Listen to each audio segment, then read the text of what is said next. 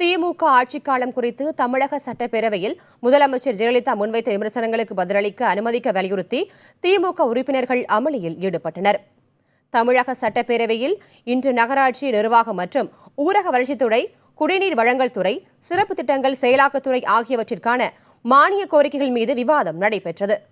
விவாதத்தில் கலந்து கொண்டு பேசிய திமுக உறுப்பினர் மா. சுப்பிரமணியன், சென்னையில் மோனோ ரயில் திட்டம் செயல்படுத்தப்படும் என அறிவித்துவிட்டு மெட்ரோ ரயில் திட்டத்தை மட்டும் அமல்படுத்தி வருவது ஏன் என்று கேள்வி எழுப்பினார்.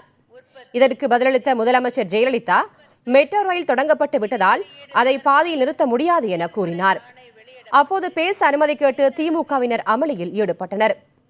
திட்டங்களை தொடங்குவதிலும் நிறைவேற்றுவதிலும் எந்த கட்சியின் ஆட்சி சிறந்தது என அவையில் விவாதம் நடைபெற்றதை சுட்டிக்காட்டிய ஜெயலலிதா, திமுக ஆட்சியில் தொடங்கப்பட்ட வீராணம் திட்டம் கைவிடப்பட்டதாகவும் அது அதிமுக ஆட்சி காலத்தில்தான் வெற்றிகரமாக செயல்படுத்தப்பட்டதாகவும் கூறினார்.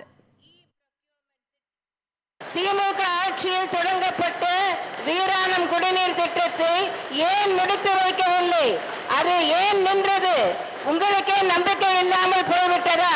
அது போய் சர்க்காரியா கமிஷனில் முடிந்தது, அதன் பிறகு ஆட்சி கலைப்பில் முடிந்தது, அதன் பிறகு மீண்டும் நீங்கள் ஆட்சிக்கு வந்தாலும் அதே வீராணம் திட்டத்தை கையில் எடுக்கும் துணிவு உங்களுக்கு இருக்கவில்லை. ஏன்?